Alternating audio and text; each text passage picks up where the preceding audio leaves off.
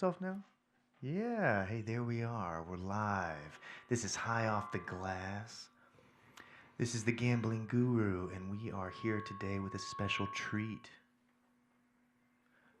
That treat is a little bit of feedback and our special guest, WolfGang Nelson, the star of the movie Down the Long River. If you've been following along with the podcast, you've been listening to several different guest stars talk about High Off the Glass and Down the Long River. We've had Tanner Guerin, the enforcer for the evil Tom Sock gang.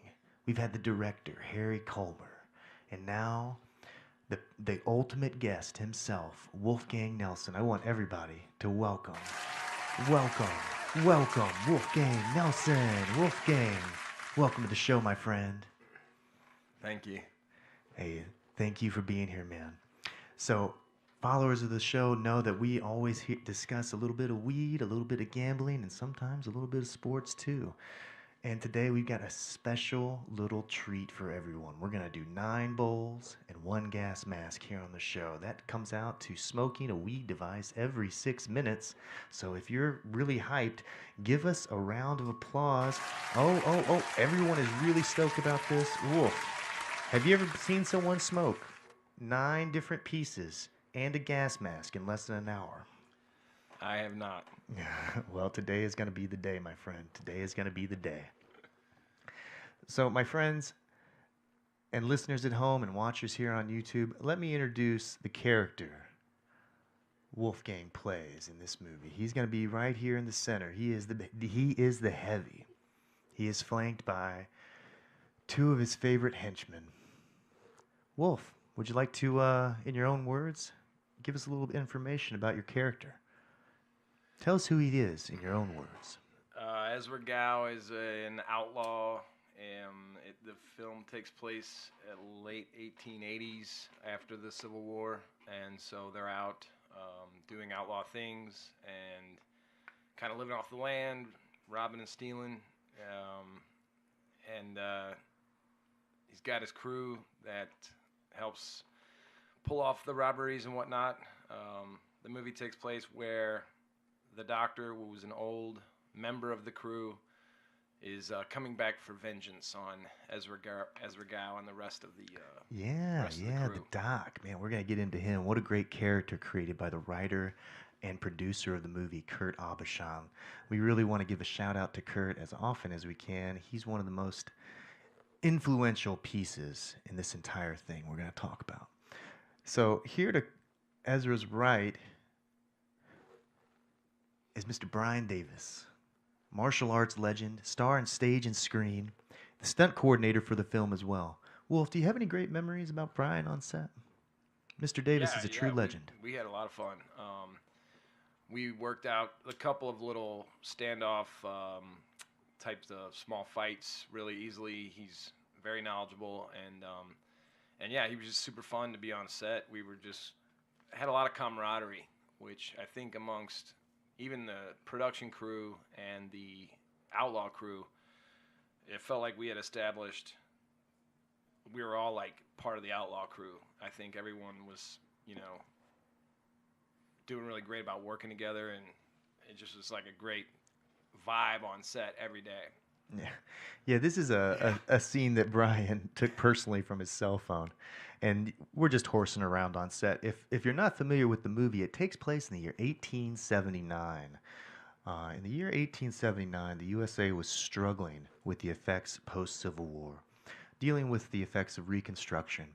Ezra Gao is a Union soldier, as I recall. Yeah. And how did he meet his friend here? Well, they were in the war together and fought in the same battalion, so they'd been through a lot together. Yeah, the character's name is Moses Dubois. He has some French Creole influence, and in the Civil War, many bonds were formed that would last a lifetime. One of those bonds is with old half-faced Joe here. Half-faced Joe, what a character. You can see that his face has been distorted by a severe burn. He carries a war club. If Ezra is the brains of the operation and Moses is the heart, what is old half-faced Joe here? I'd say he's the hammer. Yeah. He's definitely the hammer and the force of the gang itself. What were some of your favorite moments on set with old half-faced Joe? Do you remember anything in particular? Does I anything mean, stand I out? think the favorite one was in the Gulch in Chesterfield, and he had two of his brothers on set, and they were all horsing around. They're great dudes. It was fun to see them messing with each other and whatnot. And then there was this log that we had shot that was falling across the creek, and we had filmed one character already kind of jumping over it or going under it or something. And then they were going to film Half Face coming up and kind of jumping over it as well. But him and his brother we were all standing on it and walking across it and bouncing it. And him and his brother were on it and decided to have a little bit of a contest if he could knock his brother off. And so they're bouncing it, and then the dang thing broke in half. So we had to like figure out how to reset that broken tree up so that we could get continuity. And so we like built these little stick supports that would hold it up just good enough, and then we came up with him actually kicking the huge log and breaking it in half, and it just turned out so cool that we worked out that accident. So we did a couple takes, but so we'd do a take, he'd kick it down and break it, and then we'd have to reset the tree. So like 6 of us were jumping in and grabbing and picking this tree up, and then trying to rebuild this sticks that were holding it up and try to get it looking as continuous as we could for the next couple shots. It was awesome. Yeah, this is a really intimate memory from down the Long River. This film was meticulously planned inside and out, and this was one of the few curveballs that we had on set. Uh, Making the character in this moment with the action of kicking through the tree, it sort of cements the fact that this is one of the toughest guys you've really seen. Oh yeah. And it made the trailer. Yeah, and it does make the trailer. So we might even play that here in a little bit if you keep listening and keep following along. So stay tuned. So Wolf, what were some of the locations that we filmed at? You know, you brought up the fact that we filmed in Chesterfield. This is the gulch that he's talking about. This is the leader's tent, the largest tent. There are, I believe, 10 different pup tents throughout the gang's camp. And this might look like a nice foggy day, but it was... All these smoke effects were created with, heavy 6-minute smoke bombs. So we really fogged everything up. Wolf, do you remember anything about our first location There's in the Warsaw? log. Yeah, you can see this. This is Pre-break. That's a cool still. Yeah, this is one of the other actors, Colton Clark. This is his real name, by the way, Colton Clark. Jumping over this, he's escaping and running to, he's running to action. Let me just say that. So this was one of the big guest stars, Matt Cardona. This was one of the behind-the-scenes shots by our terrific still photographer, Tiffany Banks. And you can really see our night shots really worked out really well. Whenever we talk about Kurt Abishan, this is the guy we're talking about. He is the star of the film, the writer of the film, and the producer. If it wasn't for him, this dream never would have come true. Wolf, how many horses did you ride in the production? I got to ride one horse, which is also a very good memory of the shoot. And also an improvisational, non-planned thing that production, I was very impressed, got a few shots because this guy who was like caretaker of the town we were shooting in, this like 1800s town that's on some land out in Warsaw, Missouri, he helps take care of it while the owners are out of town or whatnot. And he showed up on set with 3 horses, I think, randomly, just out of nowhere. Had them saddled up, ready to rock. And he's like, I didn't know if you guys needed some horses, but yeah, I got 3 horses here, and I was like, dude. And so he goes, you want to swing a leg over one? And I was like, hell yeah! So I took my uh, sorry, I'm blanking, dude.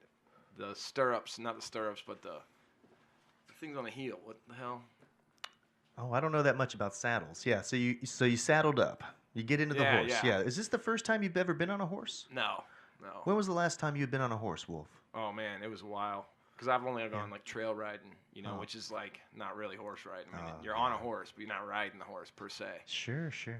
So we walked him, and he's like, asking me about my experience, and I said I'd never galloped a horse before, and so we sort of trotted him a little bit, and he was telling me about the horse, which was this rodeo star horse that jumps through like fire hoops and has this woman riding her, hanging off the side of the saddle, doing all the trick shots, doing all the, standing up on the saddle, and this horse would perform like a pro.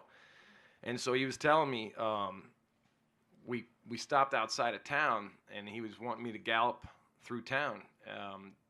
And he goes, all right, now, Will, if you run into a tree, that's because you didn't steer her around it, and she's gonna go wherever you tell her. So wherever you point her, that's where she's headed. So just know that if she's heading towards something, you got to steer her around it, and she'll go. And I was like, oh, all right, man. So gave her a little kick. Just to give the audience a clue here, we have the set in Warsaw that WolfGang is talking about is an entire reproduction of a Wild West town in the mid 19th century. So exactly what the film called for.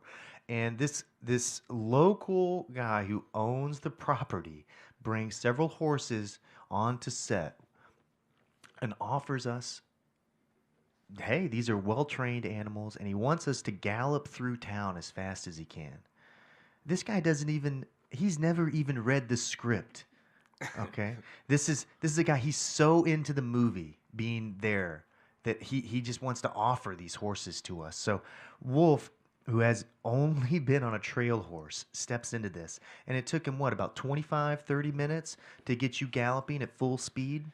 Yeah, well, we did one run through, and I steered her around all the trees and people and whatnot, and then we came around and did, like, there was a big trail that kind of looped around outside of town just a little bit. I'm gonna say, quote, outside of town. It was just not a big loop, just. But yeah, so then production got the camera up, and so let's get a couple shots of this because we got Ezra Gao galloping through town now. So yeah, so it was amazing. That horse was incredible, and she sure as heck did do anything you told her to, and was very intuitive to ride. You lay the rein over the neck, the right rein over the neck to go left. It was felt like a little bit opposite what you'd be doing, but but that's what riding man, a as soon as horse that is all rein about, touched her isn't neck, it? and then you could like give her a little bit of a nudge with your left heel and sort of guide the horse like that. And riding in a gallop was so smooth and fast, and just like you're on top of this animal that's like running. It was incredible. It's not like a motorcycle. I got a motorcycle. I ride motorcycles. I've ridden all my life. It was way more felt out of control almost than on a motorcycle, because it's a live animal and she's listening to you. You know what I mean? But still, it's got a mind of its own, which was a little intimidating. But nonetheless, yeah, we got a couple great shots of Ezra Gao coming through on the horse and stuff, and that was really cool. I was very happy that production jumped in and took that challenge to grab a few shots that were unplanned. The days are all timed out. There's a really crazy schedule you have to keep when you're on production, and we made some time to get that in the movie. If it makes a movie, I don't know, but we'll see. At least we got an option. So you brought up that you ride motorcycles. You're a bit of an outlaw in real life too, aren't you, Wolf? Yes. Yeah, you are. Yeah, gotta love it. Gotta love it. So, what is some of your experience, and how did you relate that to Ezra Gao? What kind of like outlaw experiences, especially like, did that horse riding help you get into character? I remember the day that I met you. Full disclosure, you're talking to the assistant director for the movie, intimately involved, intimately, and There she is. Yeah, it's a good horse. Yeah, my God. So cool.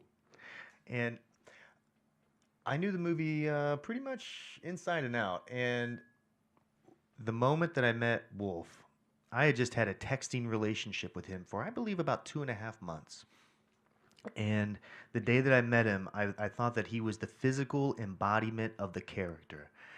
Very rarely do I get to interact with someone that is so perfectly cast, just absolutely is physically the role. Like when you think about, this is a leader of men, someone who's survived a bloody war that is the, if you look at the raw numbers, the one that has killed the most Americans in history. Over 400,000 people died Yeah. in several years in that just terrible war. And one of the things that I'm very proud about is that, you know, the director of the movie, Harry Comer, was able to see that when he, was recommended you. When he saw your pictures and stuff. What are some of your really good memories from Harry on the set?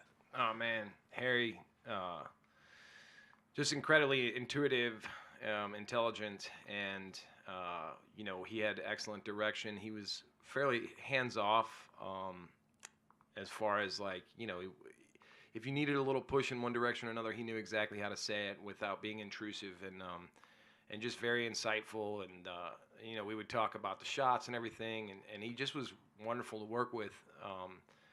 I went and saw him in his play in Kirkwood, and he's an incredible actor also. So he's an impressive all-around artist. He's a really impressive dude. And we had, I don't know, I mean, I think the one time I made everybody laugh was we were doing that in the pub or the bar, and I had to threaten the town. If you don't find the doc in the Pinkerton, I'll be back tomorrow, and the day after that, and the day after that, Oh, and this threatening kind of little scene, and then I'd come down the stairs, yeah. and Just to keep everyone on the same page, the outlaw gang, the Tom Sock gang, of which Ezra Gow, played by Wolfgang Nelson here, is the leader of, is camped on the outskirts of a town in Missouri. They're waiting for a shipment of gold to come down the Mississippi River on its way to New Orleans.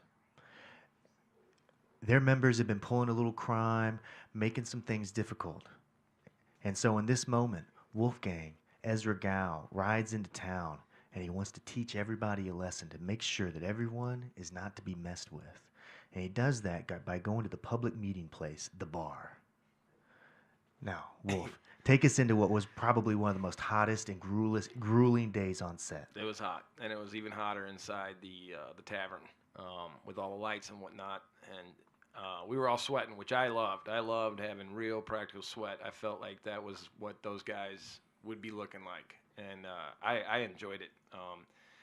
But yeah, towards the end, we did a few takes, we got everybody's coverage, and then one take I did it. I felt like particularly threatening as I did it, but then I had to walk down the stairs. I'm exiting the tavern, and all the crew and everybody's just over to the left, and I kind of put my hands like I had them on reins, and then kind of like galloped off, you know what I mean, like on foot, like, and everybody started snickering until they called cut, and then they started laughing, and that just was it felt like it broke because it was a big day, it was a long day, everybody was like, feeling tired, and it was coming towards the end of the, sun was going down, but that got a good laugh out of everybody, and it was just really fun and funny.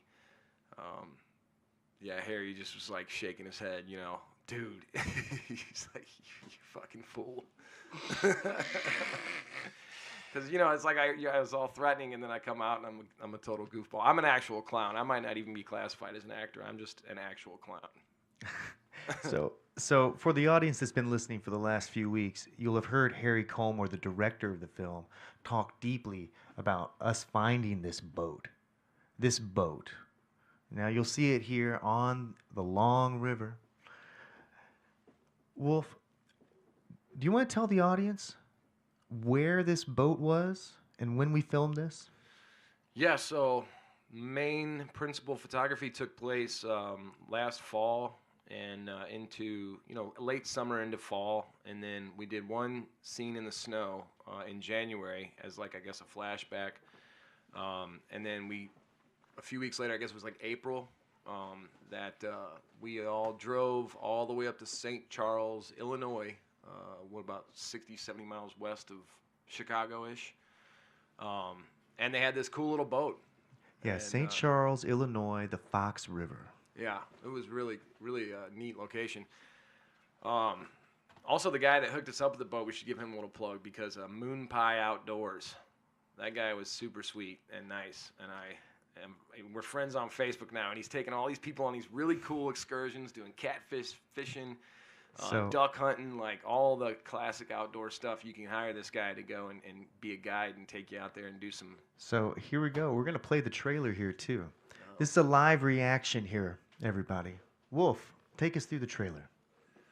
Well, that's Warsaw right there. Oh yeah. That's the town in western Missouri. Yeah. And here's that some tattoo outlaws around the camp, which I think we mostly shot in Chesterfield. This is back in Warsaw. This is actually in a location downtown. That one shot that I was in. Yeah. Hey, gambling, shooting. Yeah, he's learning about the doc being in town. There's he's wanted. Pictured. Yeah, this is where they're learning about the doc coming around, and this is Ezra giving all the boys incentive to find him, and giving him $500 of his own money, which back then is a tremendous amount of money. There's a star from L.A. That's Felissa Rose right there, everyone. Yeah, Felissa Rose. Yeah. Star of Sleepaway Camp. Over 200 acting credits, by the way. Yeah, wow. Yeah, there's Tanner Guerin, Emil Flores. He was here 2 weeks ago on the podcast. If you want to go back and listen to us, check it out. Oh, my goodness. The log. I mean, legendary. I mean, absolutely. And there's that huge, beautiful smoke. Look at that silhouette. Oh, my gosh. John Mepford. You can see him all over town in St. Louis playing different roles. Look at that. Kurt Aubuchon. Those steely blue eyes. Down the Long River. It'll be coming out sometime next year. Early 2026 maybe. Yeah. We've pretty much got the picture locked down. We've pretty much finished all the shooting. If you want to hear about some of the details in that, you can go listen to last week's episode. I mean, my goodness. Where's this? There we go. Look at that. Yeah. I mean, my God. Okay. I just saw Sean Friday night. Went down to the Czech Rec Hall. Yeah, I believe we should really shout out Sean Scott here. This is someone who has almost been on American Ninja Warrior several times. This is a true acrobat, a true martial artist, a true strongman, and really a true ninja. If I needed someone to get me into Fort Knox, I would be going to Sean to talk to him about the plan. If I needed someone to scale the wall, if I needed someone to be a stand-in for Tom Cruise, oh my God, dude, this guy is a killer. He's a true Missouri stud hoss. This is the only guy I think in Missouri that I know that would just jump off a cliff with a parachute. Like, I'm serious. This guy is so, like, I've seen him do a backflip, a standing backflip in dress shoes. Yeah. What were some of the most impressive feats you saw Sean accomplish on set, Wolf? Well, I mean, I think,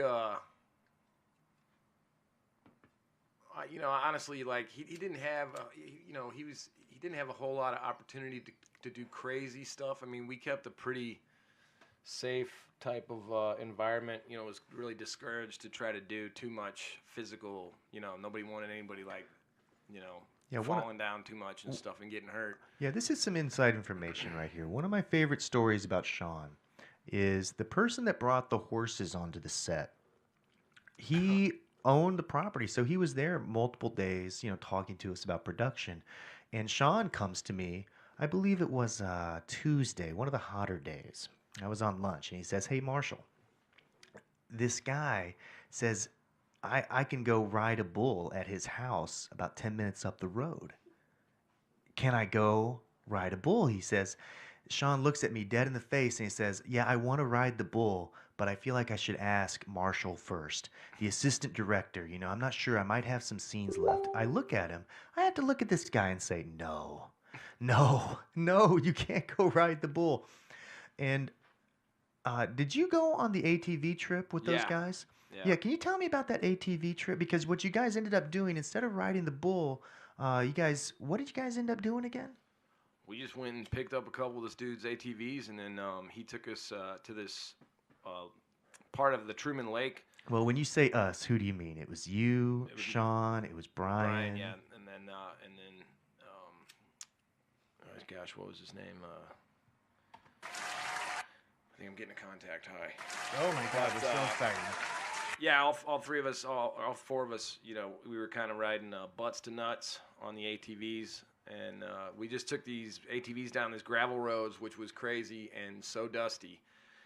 And then we were able to go and jump in the lake, and he took us to where he said he'd had cliffs to jump off of.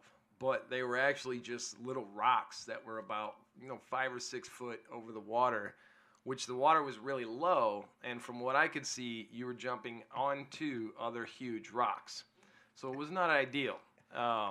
However, Sean saw one that was down the way a little bit and ended up walking down to it, and he kind of like gave it a good look, and then he did I don't know, he did like a front flip into the lake and then swam back. But we ended up going to a more of a beach, and then we all just kind of got in the water and floated around for a little while. I guess we had some time to kill before we were back on set. But yeah, it was really fun. And the only thing was, though, with all the dust, the guy would take off and get in front of me and he dust out the whole trail. I couldn't even see anything. I mean, I was like blind. I was flying blind, man. And he'd be in there like, and he's swinging it around. He's creating as much dust as he possibly can. This absolutely terrifies the assistant director inside of me. So I'm trying to keep up. I don't want to be yeah, you guys don't have helmets, right? no. Oh, of course not. No, no, no. But Does anyone know about Ozzy Osbourne, by the way, on an ATV? Anyway, that was him. This is you. You're definitely not. You're definitely nowhere close to Ozzy in terms of age. I think Ozzy was like 65 when that happened. Did he crash a ATV or something? Yeah, he crashed an ATV in his property. Yeah. Oh wow. Yeah. So the lake, everyone, that he's talking about is Lake Truman in Warsaw, Missouri. Shout out to Warsaw, Missouri. It is one of the most beautiful places I have ever seen. If anyone ever has a chance, go check out the Reel and Trigger Resort. That's where we stayed. The Reel and Trigger Resort, and I should be putting that in quotations, but honestly, it was quite a beautiful place. One of my favorite things about the Reel and Trigger was, well, the views in the morning. It is right next to the lake, and the lake, if you wake up in the morning, you can walk down to what they call the Eagle's Nest. It's about a 10-minute little hike, and if you get there early enough in the morning, the chances are very, very high that you will see an eagle. Wolf and Sean and I would walk down to the Eagle's Nest, and well, sometimes we would have to relax at the end of the day. Uh, and sometimes that meant, for me, smoking a bowl. Now, we have put the challenge down of smoking 9 bowls and a gas mask in 60 minutes. Wolf, do you want to guess where we're at on that challenge? You're on number 4. We're 30 minutes in, too, so I am not halfway done. Wowzer. Yeah, normally I'd puff with you, but I got to do a freaking spec shoot tonight for a hat company. Wow. A spec shoot tonight for a Yeah, hat it's like company? a That sounds photographer- awesome. Tell me about it, Wolf. Photographer is it's Henshaw Hats, I believe, and so he's got a few of the products, and we're gonna go to Creve Lake, and then yeah, Henchel hats. They're nice. They're really nice hats. So yeah, he's got a few products. We're gonna go just shoot like a spec ad, basically, to then present to the client. And if they want to go ahead with us, then they'll provide some budget and pay us to shoot a proper catalog / ads for the company. So this could be some inside information that a lot of the viewers of High Off the Glass are not aware of. Wolf, can you explain exactly what a spec commercial is? It's essentially like a concept that you shoot out and give the client a chance to see your work and your style and see if that works with their company, so that when they're ready to do an ad like proper, you've got a good chance of producing and shooting and starring in, or in my case, modeling in that ad. So yeah, it's kind of just like, it's just like like a camera test almost. Yeah, what he is describing is you just make the ad and you send it to the company and you say, "Do you like this ad?" Oftentimes there is a chance that they might buy the intellectual property and the creators of the ad might, legitimately put themselves on the map. Um, what, you know, do you have any other ideas like what you guys are doing? Is it just going to be walking around the lake? You Yeah, know? and probably get up in some woods a little bit. It's kind of their outdoorsy hats. They're like, sort of adventure hats. Like they've got a really cool leather one that I like. It almost looks like a Crocodile Dundee hat type of hat. It would have been a good hat for Gow actually, because it looks almost exactly like the hat that I wore and then it's got the braid already made on it. Me and Star made that braid for my hat to like give it a little something extra, and this hat actually comes with that. So, but yeah, it'd be like for if you're going fishing or you're going kayaking, or you could probably even wear them paddle boarding. And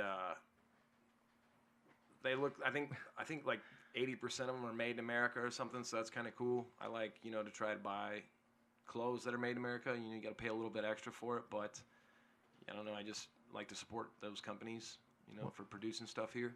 Well, one of my favorite things about Wolf is one of the most interesting people I have ever met.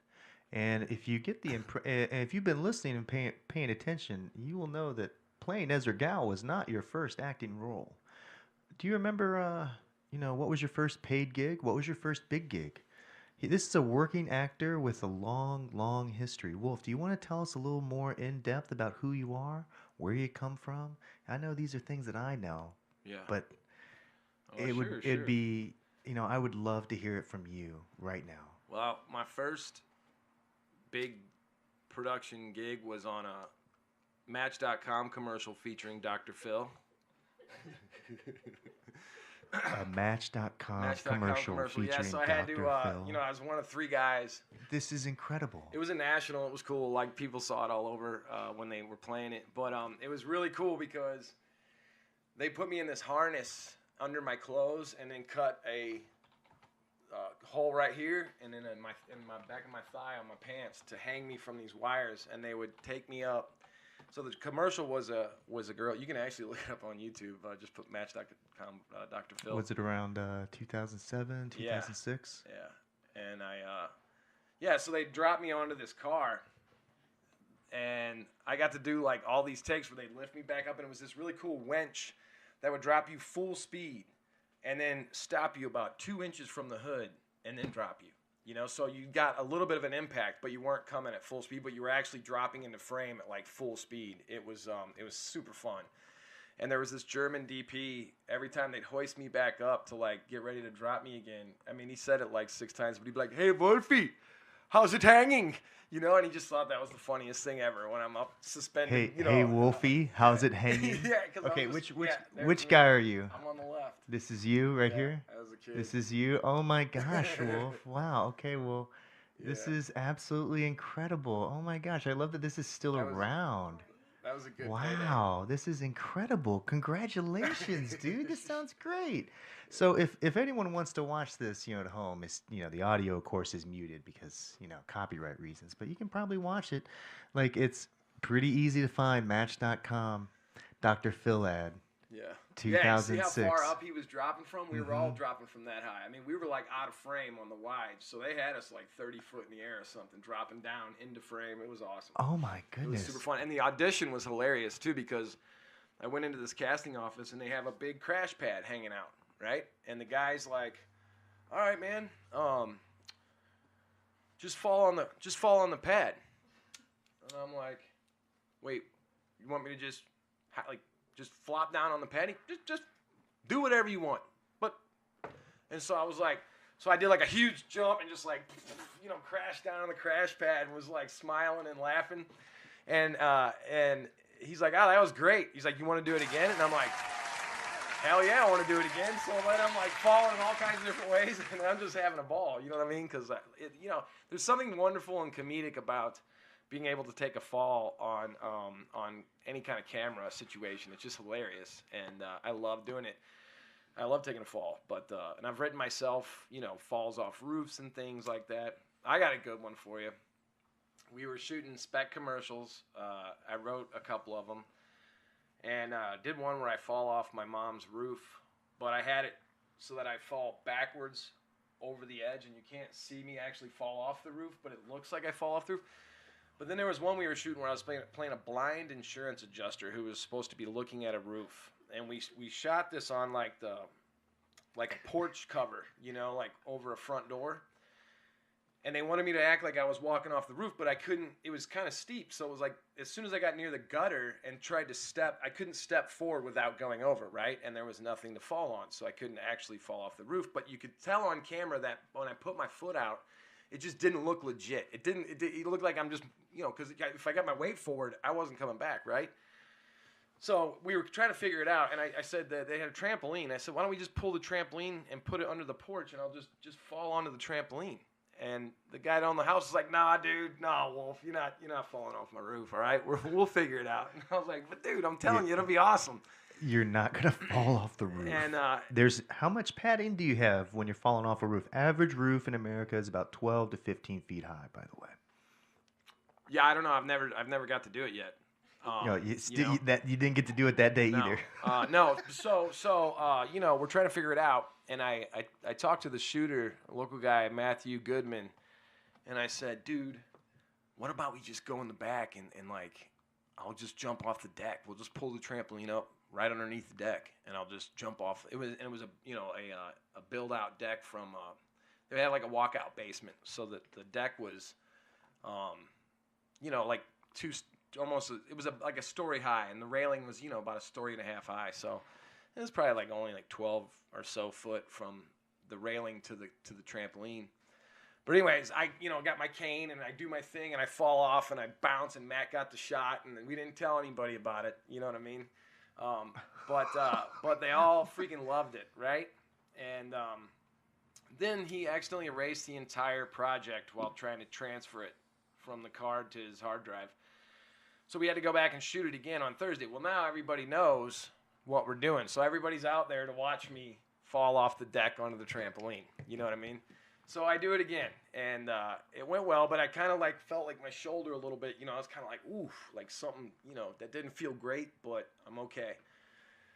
So he's looking at people's phones because they're shooting it with their phones too, and he's like, oh, dude, Wolf, you got one more in you? Because I could get this other angle, and I think if I get this angle, we could maybe possibly cut both of these shots together.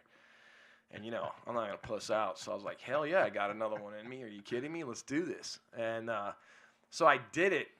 And then I felt like something pop in my shoulder. And I bounced because I was laying on my stomach. And so I bounced up and kind of something's wrong with my shoulder. And I landed back on the trampoline again. And I reach over and my arm is gone. It's not in there. I mean, it's still there. So I dislocated my shoulder. And I've never dislocated my shoulder before. You know what I mean? So for the audience at home, if you're just listening, when you dislocate your shoulder, what exactly happens, Wolf? You're just hanging on by your tendons and your muscles. There's no bone connection anymore. There's no rigidity. Yeah, your arm it's feels just like completely it's missing. loose. Yeah, I mean, it's just hanging there by skin and muscle. And so, Matt's like, oh my God, dude, are you okay? And I'm like, dude, I think I just dislocated my shoulder. And he's like, well, and I fucking just had adrenaline, right? So I walk over, I kind of crawl over to the edge of the trampoline. I pick my arm up and I grab the round frame of the trampoline and just pulled and just snapped it back into place, man. And he about threw up because it made a real loud pop. I popped it back into place. And he's like, oh my God, I can't believe you just did that. And I'm like, well, what are you supposed to do? I ain't going to urgent care, man. I'm not doing all that. You know what I mean? I fixed it.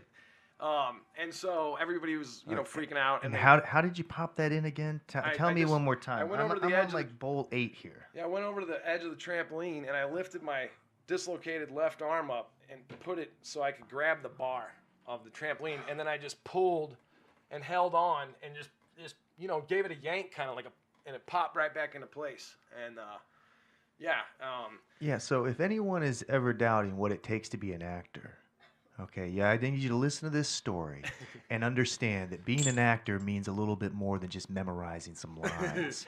well, It's you have to be willing to put every little bit of yourself into a role. Isn't that right, Wolf? yeah, for sure, for sure.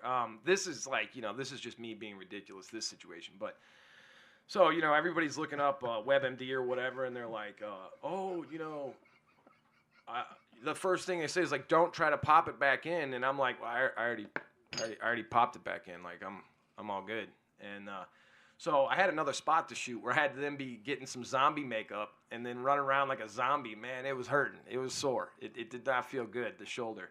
But it kind of informed the zombie character because it kind of felt like, I just moved with it, But then when I was having to kind of flop around and like die as a zombie, that was like a little painful. But the real kicker was that I had ridden my motorcycle up there that day because I knew I could, stuff a little bit of the wardrobe in my backpack. And so I wanted to ride the bike up there. Wait, But, that means you have to ride the bike home Yeah. after you've dislocated my shoulder. Well, I guess you really relocated your shoulder, Yeah. didn't you? This is the Yeah. story. Like the Right. story is that you relocated your shoulder after. Yeah, dislocating it. So, Yeah. So thankfully the way my bars are kind of low, and I didn't have to lift my arm much. I grabbed the clutch a few times just to make sure that like I could still grab the clutch and ride it. But it was nerve wracking because any kind of like little bump or anything, I mean, it was super sore. It was, I didn't have like full power in it, right, So so I took the B roads home, and it took a little bit longer, but yeah, I made it back and parked the bike and stuff, and then like put some ice on my shoulder for the rest of the evening. Wow, this is a true legend, Dude. folks. A true legend. Everybody, give him a round of applause. Yeah. But in LA, dude, I got one. What year was this, Wolf? Oh, this is just a couple years ago. This is probably like right post pandemic, like 2023 or something. Oh my gosh, Yeah, dude! this is a recent one. Congratulations! Yeah, congratulations. But in LA one time, dude, when you were saying, about relating to the outlaw. Well, I was kind of an outlaw. I used to drive for like a weed crew, and this is like when it was becoming legal, but not quite legal.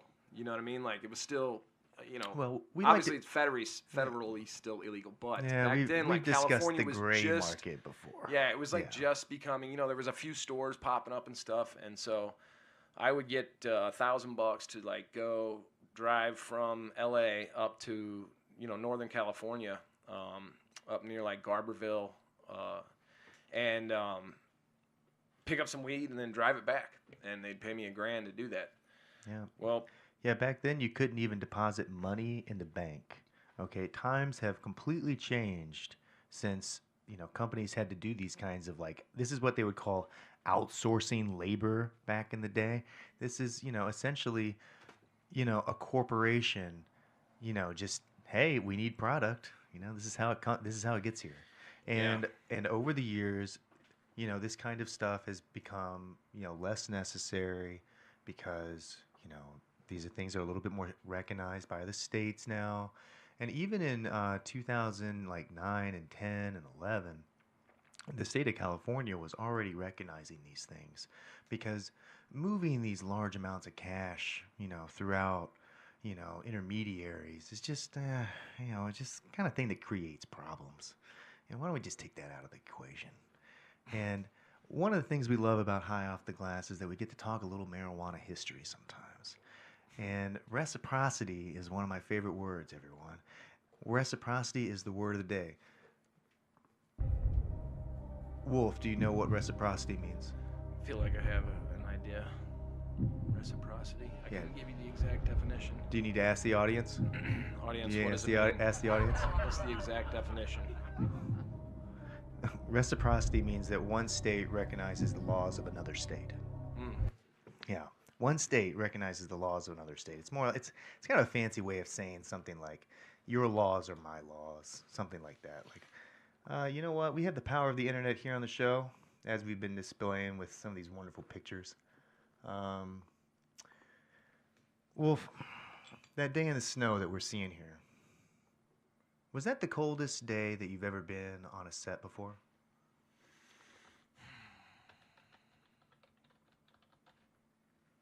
No, no. Uh, did a photo shoot for a design firm that's downtown one time. We shot it in like January 26th, and I had this barn that they were looking for like a real rustic location, and I said I know about this really cool barn. Was that this year? No, this is a couple years ago. It was several years ago. And so we went up there, and it was super cold, right?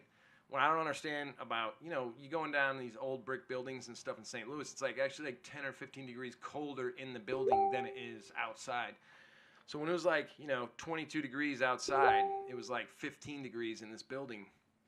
And they brought all this wardrobe up to this, what used to be where they would store hay in the top, like a big loft almost, it was really cool.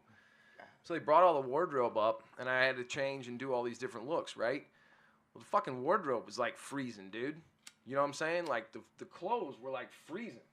And so I'm like, and it's just some like fall type looks. I'm not wearing heavy overcoats, right, for this shoot, I'm wearing like Western shirts and like, and so they're like, you're taking them off the rack and they're like stiff because they're so cold. So I'm like putting these shirts on, man. I'm trying not to shake as they're taking their stills.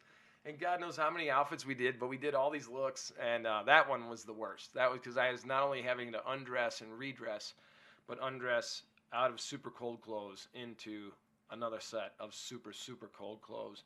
And that was the roughest, coldest shoot ever, which is funny because, modeling seems like such a silly thing, but then you go and you do a crazy shoot like that, and it's like you got to have some gall, I mean, I wanted to get it done. I wasn't going to be like, I can't do this, We shot it out and got it done. So did you have a heater on set? No. No, dude.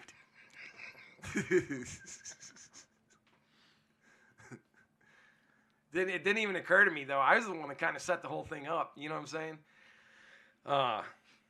It didn't even, I don't know. It just didn't occur to me. I didn't think, I was thinking like, you didn't have how far was the room that could help you get warm? It was a house that was probably like 120 yards away. That's about that's a little longer than a football field. For everyone watching at home, that's a football field with one end zone. Yeah. It's a long way. It was a little bit of a walk.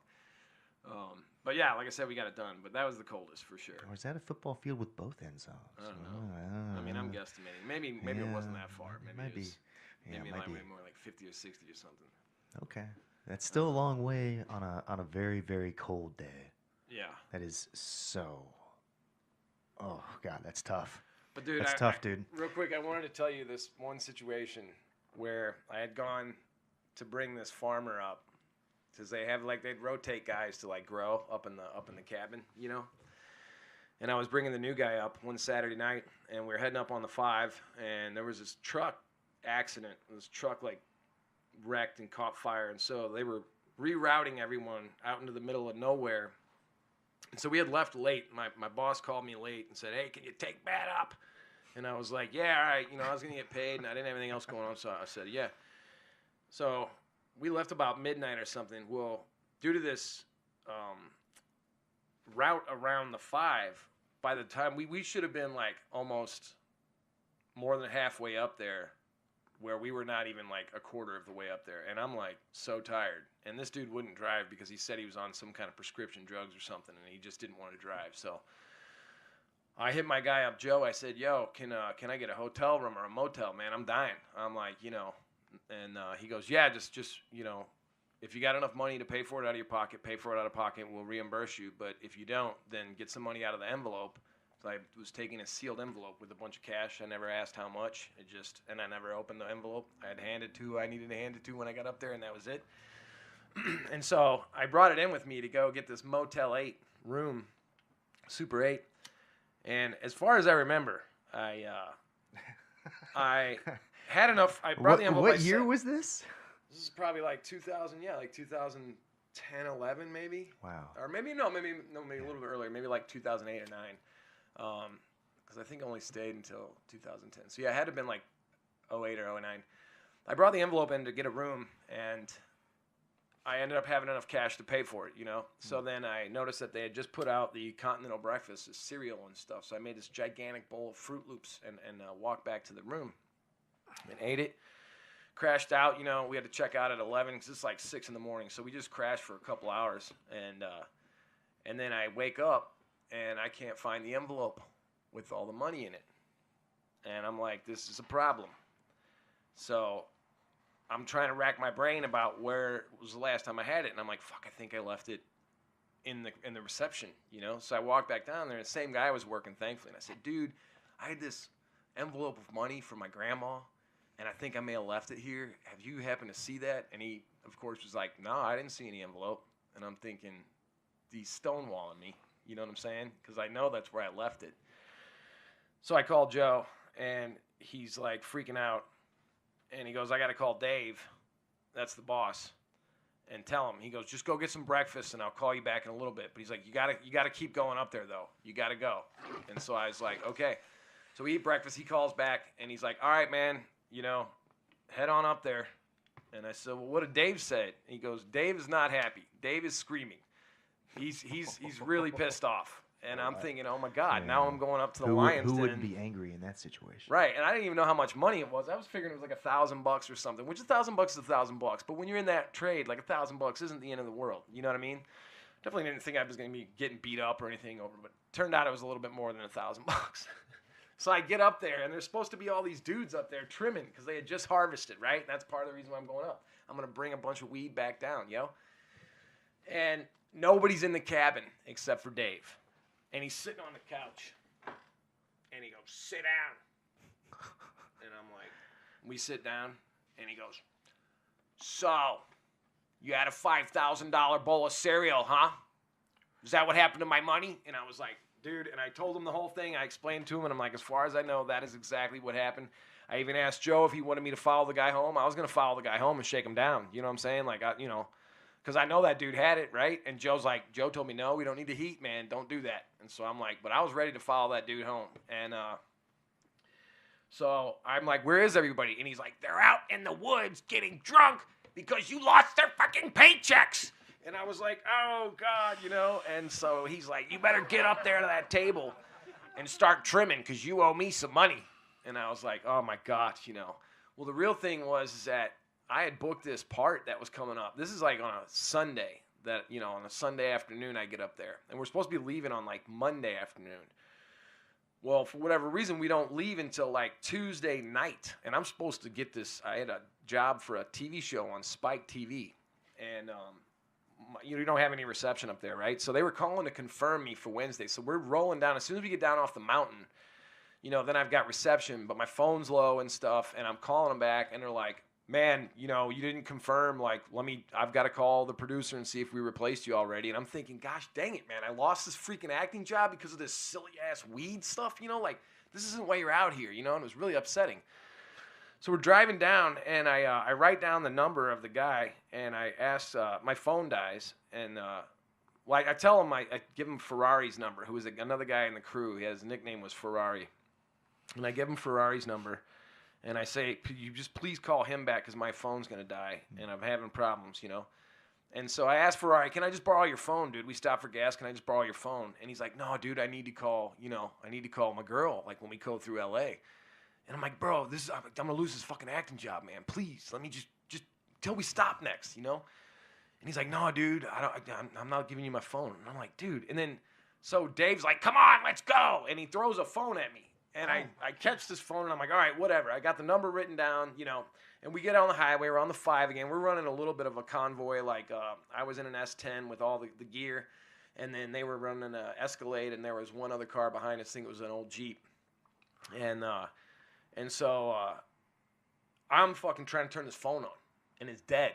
And so I pull out of the line and pull up next to the Escalade where Dave is, and I roll the window down. I'm like, fuck you, Dave! You know what I'm saying? I'm screaming, dude. I'm like driving all erratic, and I'm fucking yelling at him. And Ferrari rolls the window down. He's like, dude, what is going on? And I'm like, dude, if they call that phone back, please answer the phone and tell them I will be there in the morning, okay? Tell them I'll be there. And he's like, all right, man, calm down. And I'm like, and I'm showing Dave the phone like this, and I'm like, fuck you. And I took it and I just threw it into the dash, and I was so pissed. I was actually kind of crying and stuff. I mean, I was so upset. I thought I was going to lose this acting job over all this crazy little silly weed gangster nonsense. You know what I mean?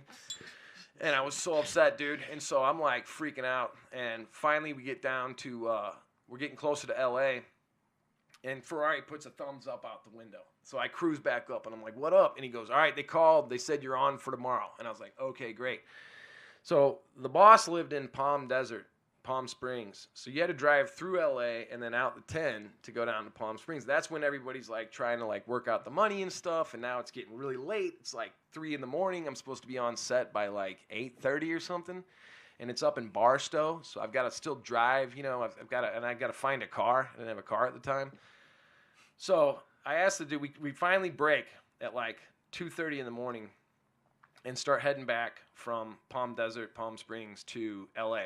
And I asked my buddy who was driving back. He was going straight to Hollywood, but my place was downtown at the time. I said, dude, can you please just drop me off at my place? Because otherwise I would have just gone to Hollywood and take the train. But, dude, I got to get there. I got to get my wardrobe together. I got to find a place to take a shower. Hold on. So you're getting pretty deep into the weeds in this story here. So this sounds like the greatest screenplay I've ever heard, really. This is the most epic pitch ever, okay? Well, I guess, to make a long story short, he dropped me off. I rode a bike to my friend's place in on Wilshire in Midtown. He let me borrow his Beamer, and I was then able to take a shower in his place, jump in his car, and head up and try to beat traffic. Because, like, it's like, you know, anywhere in LA takes 2 hours to get there. So it's like 6:30. I'm trying to be there by 8:30. So I jam, and I haven't slept, right?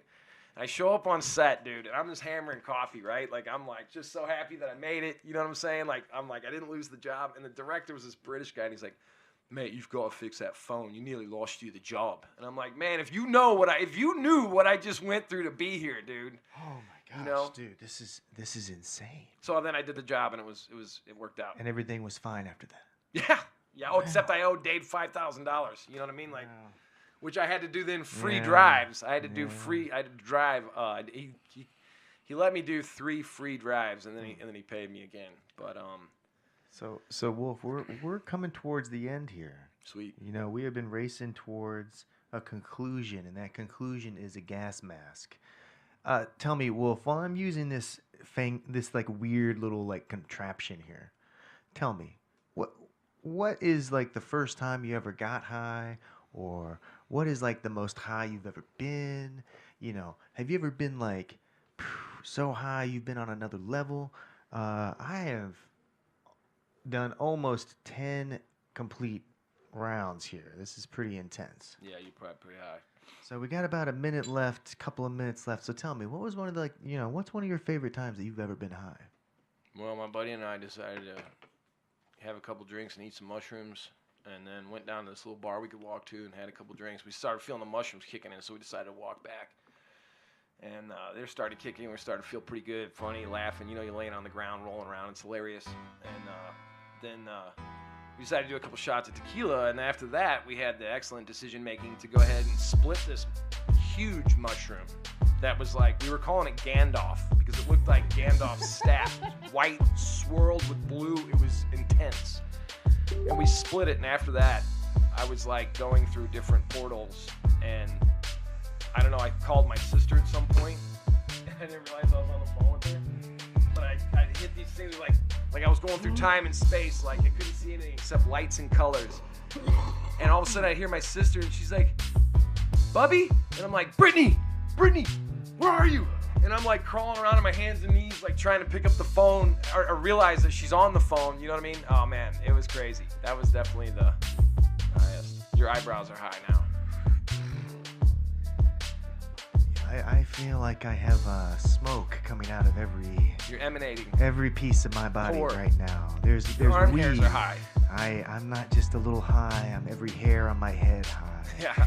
I hope you've had a good time over the last hour or so listening to my good friend, WolfGang Nelson. He is one of the best actors I have ever met.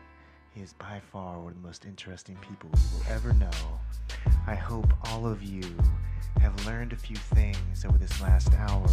I hope you've enjoyed this little quest of mine to smoke 9 bowls You and did 1 it. gas mask all on your time. A couple of clinks, a couple of bowls. I've gotten these things from every country and every state, every place I've been. I hope all of you have something that you collect and something that you treasure, something that you love, and something that you'll never forget. This has been the Gambling Guru and his good friend, WolfGang Nelson. I hope all of us can get together sometime, burn one, and talk about the time. All of us will know at the end of the day what we were meant for and why we are here. WolfGang, tell me something before we go. Something. Yeah. I do think I have a contact high. Oh, yeah. Yeah, that's gonna make things better when you're doing this spec commercial later. Yeah. You're gonna be wearing hats, okay? Now, what is your motivation? What are we fishing for again? Is it to wear the hat or to experience the hat? Is it to enjoy the moment? Does the hat just protect you from things? What's going through your head Yeah. while you're gonna be filming this commercial? Do you have a backstory? Say something like, don't let the clothes wear you. You gotta wear the clothes.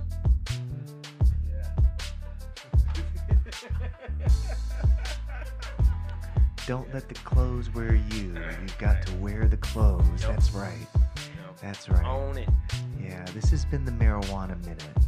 This has been High Off the Glass. My friend O the Great will be back soon. He's recovering from shoulder surgery. He could not relocate his shoulder like my good friend Wolfgang. No. What a legendary story. Something to be told and passed down. Hopefully everyone will listen to it. This has been the Marijuana Minute. High Off the Glass. This is the Gambling Guru with picks. Picks from High Off the Glass. This World Series is coming up. I think we're going to go with the Phillies. Next week, we're at least going to take the Phillies in any game they play. Let's go, Kyle Schwarber. Let's see a home run. Everybody knows it. Let's all have a little bit of fun. Until next week, this has been the Gambling Guru, WolfGang Nelson. Please, tell us something before you go. Stay safe. Stay sane. Be good out there. Yeah, we've all got to drive somewhere. We've all